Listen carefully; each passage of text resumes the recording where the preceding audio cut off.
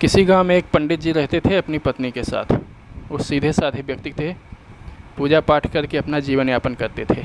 एक दिन वे जब गांव में जा रहे थे तो उनके किसी भक्त ने उनको 2 आम भेंट दिए। यह आमों का सीज़न था। आम पाकर वो बड़े प्रसन्न हुए, नदी पर स्नान किया और सोचे अब घर जाकर अपनी पत्नी के साथ आम का सेवन करूँगा।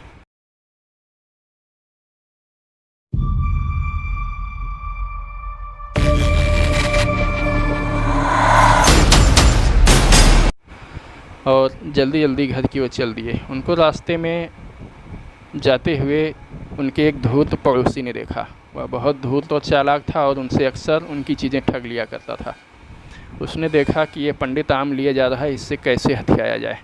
रास्ते में जाके उनसे मिला और कहा, आप मुझको अपने घर पे निमंत्रण दीजिए, आज मैं आपके यहाँ भोजन करना चाहता हूँ। बेचारे सीधे साधे पंडित जी उसको अपने साथ ले लिए। उसको लेकर अपने घर गए। वहाँ पर जाकर उसको घर के बाहर बरामदे में बैठा दिया और घर के अंदर ले जाकर अपनी पत्नी को 2 आम दे दिए। कहा, ये इसको उनको काट दो, बाहर वो पड़ोसी अपना बैठा है और हम सब लोग फिर मिलकर इसे खाएंगे। उनकी पत्नी जानती थी कि वो पड़ोसी बहुत धूर्त आदमी है, लेकिन अपने पति के सीधे साधे स्वभाव को भी जानती थी। उसने कुछ कहा नहीं, फिर आम काटना शुरू किया। उनके पति पंडित जी बाहर चले गए। फिर आम काटने के दौरान आम को जब उनकी पंडिताइन ने काटा तो चाकू के फल पर आम का रस लग गया। उसने उसको चाट कर देखा, वह बहुत स्वादिष्ट था और उसकी से लालच पाया। उसने कहा, ये 2 आम हैं तो 4 टुकड़े होंगे, एक एक टुकड़े हम तीनों के लिए होंगे, एक टुकड़ा बढ़ रहा है, क्यों ना उसे मैं अभी खा लूँ। और उसने वह एक आधा टुकड़ा खा लिया।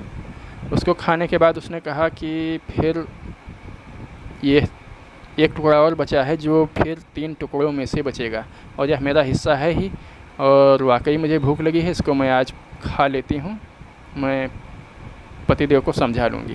और वह टुकड़ा भी उसने। फिर जब वह दूसरा आम काटने लगी तो उस दौरान भी ऐसा ही हुआ। दूसरा आम काटा, आम के फल पे रस लगा, उसको अंगुली से लगा के चाट के देखा, बहुत स्वादिष्ट और सुगंधित था।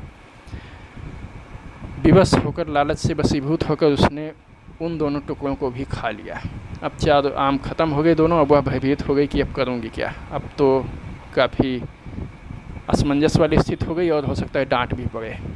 उसने बाहर झांका और उसने तत्काल, कच्चा फंस था, पुराना ज़माना था, उसने चाकू से फंस को खोदा और दोनों आमों को ज़मीन में गुठली सहित, छिलके सहित गाड़ दिया। दोनों आमों की गुठली और छिलके फंस में गाड़ दिया। वहाँ पे लीप सैंत दिया। इसके बाद फंस को चिकना कर दिया, जैसे वहाँ कुछ हुआ। फिर बाहर जाकर पंडित से बोली कि ये आम कट नहीं रहा है, इस चक्कू को धार लगा दीजिए। पंडित चक्कू लेकर बाहर, घर के बाहर बैठकर उसको पत्थर पे उसकी धार तेज़ करने लगे। फिर पंडिताइन उस धूर्त पड़ोसी के पास गई और बोली, तुम यहाँ क्यों आए हो। वह धूर्त पड़ोसी बोला, मेरा अच्छा मित्र मुझे निमंत्रण पर लाया है और वह मुझे आम खाने को देगा। उसने कहा, तुम जानते नहीं हो आजकल इनकी कैसी दशा हो रही है और ये काफ़ी परेशान रहते हैं और शायद मुझे तो लगता है किसी बीमारी या भूत प्रेत ने इनको वश में कर लिया है। उसने कहा, क्या बात है। तो पंडिताइन बोली कि ये सबको अपने घर पे निमंत्रण, खाने के निमंत्रण पे बुलाते हैं और यहाँ पे ला के उनके कानों को बड़ी निर्दयतापूर्वक काट डालते हैं। उसने कहा, नहीं, तुम झूठ बोल रही हो। उसने तब पंडिताइन बोली, बाहर देखो बरामदे में, वह चाकू पहट रहे हैं। अब पड़ोसी ने जब देखा पंडित वाकई में चाकू पहट रहा था तो उसके कान खड़े हो गए। उसने कहा कि आम के लालच में अपने कान कटवाना बहुत समझदारी की बात नहीं है। उसने तुरंत अपना सामान समेटा और वहाँ से जब उस पड़ोसी ने देखा कि पंडित वाकई बाहर चाकू पहट रहा है तो उसे उसकी बात में सच्चाई नज़र आई और उसके कान खड़े हो गए। उसने अपना सामान समेटा और वहाँ से तुरंत 9-2-11 हो गया।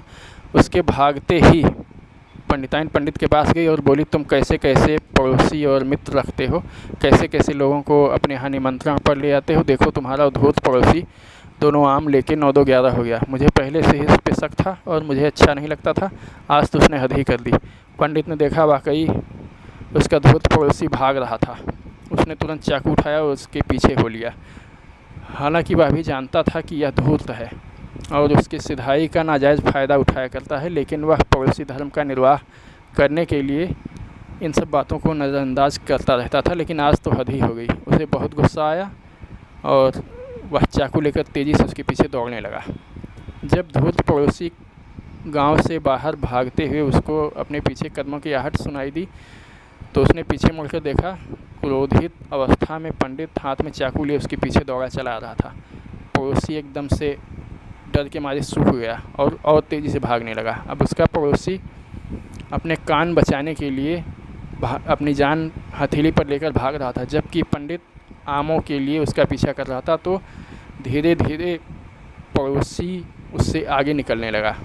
अब जब पंडित को लगा कि उसे पकड़ नहीं पाऊंगा तो वह निराश होते हुए और अपनी गति धीमी करते हुए उसने पड़ोसी से चीख कर कहा, अबे दोनों नहीं तो एक ही दे जा।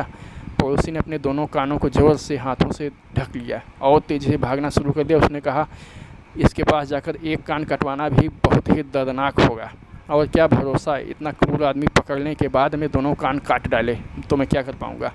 उसने उसकी बात पे कान नहीं धरा और अपने कानों को जोर से दबोच कर अपनी जान बचाने के लिए और तेज़ी से भाग खड़ा हुआ।